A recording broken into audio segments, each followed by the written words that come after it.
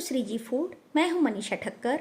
आज हम traditional method से बनने वाले चूरमा के लड्डू बनाएंगे, जिसके लिए आपको तेल, पानी या चीनी किसी की भी ज़रूरत नहीं है।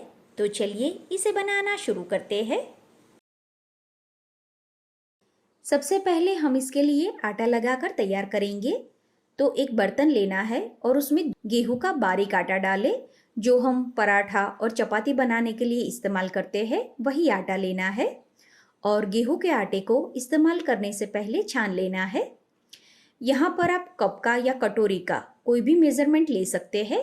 यहाँ पर मैंने कप का मेजरमेंट लिया है। अब इसी के साथ हम इसमें 1/4 कप सूजी डालेंगे। यहाँ पर आप बारीक या बड़ा वाला कोई भी सूजी ले सकते हैं। और अगर आपके पास सूजी नहीं है तो आप सूजी को स्किप भी कर सकते हैं।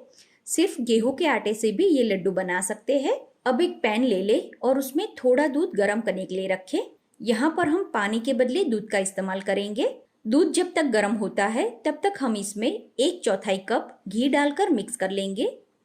घी का मोयन डालने से लड्डू का टेस्ट बहुत ही अच्छा लगता है, लेकिन आप चाहो तो घी के बदले तेल का भी इस्तेमाल कर सकते हो। घी को आटे के साथ अच्छी तरह से मिक्स कर लेना है। जब घी आटे के साथ मिक्स हो जाए उसके बाद इस तरह से आप इसे चेक करें। आप जिस तरह से आटे को दबाओगे उस तरह से वो उसका शेप ले लेगा, मतलब कि ये मोयन परफेक्ट है।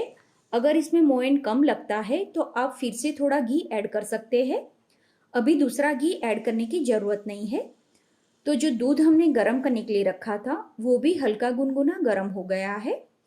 तो थोड़ा थोड़ा दूध डालते जाएंगे और इसका आटा लगा लेंगे। आप चाहे तो दूध के बदले पानी का भी इस्तेमाल कर सकते हैं, लेकिन दूध से लड्डू भी अच्छे बनते हैं। और इसी के साथ जब भी हम प्रसाद के लिए लड्डू बनाते हैं तो पानी के बदले अगर दूध का इस्तेमाल करते हैं तो वो ज़्यादा अच्छा रहता है। तो हम जो लड्डू के लिए आटा लगाते हैं वो थोड़ा टाइट लगाना है। तो थोड़ा थोड़ा दूध डालकर उसे मिक्स करते जाएंगे। फ्रेंड्स, जो गेहूं का दरदरा पिसा हुआ आटा होता है उसका इस्तेमाल करके गुड़ वाले और चीनी वाले चूरमा के लड्डू किस तरह से बनाने हैं वो अगर आप देखना चाहते हैं तो डिस्क्रिप्शन बॉक्स में मैंने उसका लिंक दिया है। तो अब बाकी का दूध ऐड करने की ज़रूरत नहीं है। बाकी का जो सूखा आटा है वो हम इसी के साथ आटे को मसल कर मिक्स कर लेंगे। तो इस तरह से इसका टाइट आटा लगाकर तैयार करना है। आज जो हम लड्डू बनाने वाले हैं वो भाखरी बनाकर फिर लड्डू बनाएंगे। तो सबसे पहले इसमें से लोया बना लेना है। तो थोड़ा बड़ी साइज का लोया हम बनाएंगे और इसका आटा हमने टाइट रखा है तो इसकी जो किनारे है वो इस तरह से टूटती है, लेकिन चिंता करने की जरूरत नहीं है, हम इसे ऐसे ही रखेंगे। अब इसे चकले के ऊपर लेकर इसमें से भाखरी बेल कर तैयार करेंगे। तो भाखरी का जो आटा है वो टाइट होने की वजह से इस तरह से इसकी किनारे टूटती है। तो आप चाहे तो इसे इस तरह से थोड़ा हाथ से दबाकर फिर बेलन इसके ऊपर लगा सकते हैं, लेकिन फाइनली हम भाखरी बनाकर फिर उसका चूरा करने वाले हैं तो ये सारी प्रोसेस करने की ज़रूरत नहीं है। हम भाखरी को अभी ऐसे ही रखेंगे। अब हम इसे सेकने के लिए तवी को गर्म करने के लिए रखेंगे और जब तवी गर्म हो जाए तब भाखरी का ऊपर वाला हिस्सा तवी में नीचे की साइड जाए उस तरह से हम भाखरी रखेंगे। भाखरी को हमें स्लो टू मीडियम आंच पर सेकना है। इसे हमने थोड़ा ठीक रखा है तो चाकू से या कांटे की मदद से इस तरह से इसके ऊपर निशान लगा देंगे ताकि ये अंदर से भी अच्छी तरह से सिक जाए। थोड़ी देर के बाद हम इसे पलटा देंगे और भाखरी को हमें अभी भी स्लो टू मीडियम आंच पर ही पकाना है। अगर आप इसे हाई फ्लेम पर पकाओगे तो ये ऊपर से तो इसका कलर चेंज हो जाएगा, लेकिन भाखरी क्रिस्पी नहीं बनेगी। इसी के साथ हम दूसरी भाखरी भी बेलकर तैयार कर देंगे। इसे हम पीछे की साइड चेक कर लेंगे तो इसे और थोड़ा पकने देना है। भाखरी जब पीछे की साइड इस तरह से सिक जाए उसके बाद हम इसे इस तरह से दबाकर एकदम क्रिस्पी सेक लेंगे। तो आप चाहे तो लकड़े का या फिर कपड़े का इस्तेमाल करके इस तरह से भाखरी को सेक सकते हैं। किनारों से भी हमें इसे अच्छी तरह से दबाते हुए सेकना है। कई बार ऐसा होता है कि भाखरी सेकते समय उसके टुकड़े हो जाते हैं, तो चिंता करने की ज़रूरत नहीं है। जब भाखरी ठंडी हो जाती है तब हम उसके टुकड़े करके ही उसका चूरा करते हैं। तो इस तरह से हमें भाखरी को एकदम क्रिस्पी और गोल्डन ब्राउन सेक के तैयार करना है। इसी तरह से हम दूसरी भाखरी भी सेक लेंगे। जो अभी मेजरमेंट हमने लिया है उससे इस साइज की 3 भाकरी बनकर तैयार हुई है। और भाकरी को हमें डायरेक्ट थाली पे या प्लेट में नहीं निकालना है। कॉटन के कपड़े के ऊपर इस तरह से हम भाकरी को रखेंगे। अब इसे थोड़ा ठंडा होने के लिए रहने देंगे। जब तक भाकरी ठंडी होती है हम गुड़ का चूरा कर लेंगे। तो यहाँ पर मैंने कोल्हापुरी गुड़ लिया है, आप चाहे तो देसी गुड़ का भी इस्तेमाल कर सकते हैं। भाकरी जब थोड़ी ठंडी हो जाए उसके बाद हम कपड़ा हटा देंगे और इसके इस तरह से थोड़े बड़े टुकड़े कर लेंगे। आप देख सकते हैं भाकरी एकदम क्रिस्पी बनी है। तो आप चाहे तो हाथ से भी इस तरह से इसका चूरा कर सकते हैं। तो अगर आप मिक्सी का इस्तेमाल नहीं करना चाहते या फिर आपके पास मिक्सर नहीं है तो हाथ से भी आप इसका बारीक चूरा कर सकते हैं। अभी मैं मिक्सर में इसका चूरा करने वाली हूँ, तो इस तरह से मैंने इसके थोड़े बड़े टुकड़े किए हैं। लेकिन मिक्सर में इसका चूरा करने से पहले भाकरी को हमें अच्छी तरह से ठंडा कर लेना है। तो 10 मिनट के बाद अब ये भाकरी के टुकड़े ठंडे हो गए हैं। तो इसका चूरा करने के लिए हम एक मिक्सर जार ले लेंगे। यहाँ पर मैंने वेजी चॉपर का इस्तेमाल किया है। उसमें हम ये भाकरी के टुकड़े डाल देंगे।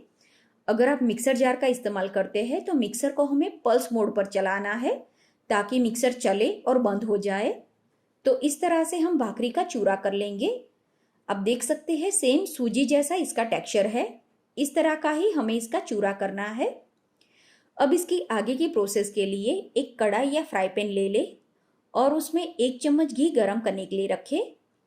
घी जब गरम हो जाए तब उसमें थोड़ी कटी हुई बादाम और थोड़े कटे हुए काजू डालेंगे और इसे धीमी आंच पर भून लेंगे। काजू और बादाम की क्वांटिटी आप पसंद अनुसार कम ज़्यादा कर सकते हैं। और आप चाहे तो ड्राई फ्रूट को कच्चा भी लड्डू में डाल सकते हैं, लेकिन ड्राई फ्रूट को अगर आप थोड़ा भून के लड्डू में डालोगे तो उसका स्वाद ज़्यादा अच्छा लगता है। तो इस तरह से जब काजू और बादाम भून जाए तब हम इसे घी के साथ ही जो भाकरी का चूरा है उसमें ऐड कर देंगे। अब वही फ्राई पैन में हम फिर से 3 से 4 चम्मच जितना घी गरम करने के लिए रखेंगे। इसी के साथ हम इसमें थोड़ी किशमिश और 2 चम्मच जितना नारियल का बुरादा डालेंगे। अगर आप नारियल नहीं डालना चाहते तो स्किप कर सकते हैं। फिर इसे थोड़ा मिक्स कर ले। घी जब गरम हो जाए तब इसमें 3/4 कप गुड़ डालेंगे। 2 कप आटे के सामने हमें 3/4 कप गुड़ लेना है। गुड़ की क्वांटिटी घर के स्वाद अनुसार कम ज़्यादा कर सकते हैं और गुड़ को इस तरह से चूरा करके ही इस्तेमाल करना है ताकि वो घी के साथ अच्छी तरह से और कम समय में मिक्स हो जाए। हमें इसे स्लो टू मीडियम आंच पर पकाना है। थोड़ी देर के बाद गुड़ घी के साथ अच्छी तरह से मिक्स हो गया है। हमें गुड़ को थोड़े बबल्स आने तक पकाना है। गुड़ का कलर चेंज नहीं करना है, इसमें थोड़ा उबाल आए तब तक ही इसे पकाना है। तो आप देख सकते हैं गुड़ में उबाल आना शुरू हो गया है। जब ये गुड़ पूरा फूल के ऊपर आ जाए तब तक इसे पकाना है। तो गुड़ पूरा ऊपर आ गया है। अब हम गैस बंद कर देंगे। इससे ज़्यादा हम इसे नहीं पकाएंगे, नहीं तो लड्डू खाने में टाइट बनेंगे। तो ये जो घी और गुड़ का मिक्सचर है वो हम भाकरी का जो मिक्सचर है उसमें ऐड कर देंगे। ये मिश्रण अभी काफ़ी गर्म है तो पहले इसे स्पैचुला से थोड़ा मिक्स कर ले। इसी टाइम पर हम इसमें आधा चम्मच इलायची जायफल का पाउडर डालेंगे जिससे लड्डू का स्वाद बहुत ही अच्छा लगता है। और फिर से इसे मिक्स कर लेंगे। अब ये मिश्रण हल्का गुनगुना गर्म है तो इसे हाथ से अच्छी तरह से मिक्स कर ले। इतने लड्डू बनाने में हमने अराउंड ½ कप जितना घी इस्तेमाल किया है। घी की क्वांटिटी आप चाहे तो थोड़ी बढ़ा सकते हैं। जब ये सारी चीज़ें अच्छी तरह से मिक्स हो जाए उसके बाद हम इसमें से लड्डू बनाएंगे। तो आप जो भी साइज के लड्डू बनाना चाहो उस हिसाब से इसमें से थोड़ा थोड़ा मिश्रण लेकर लड्डू बनाने हैं।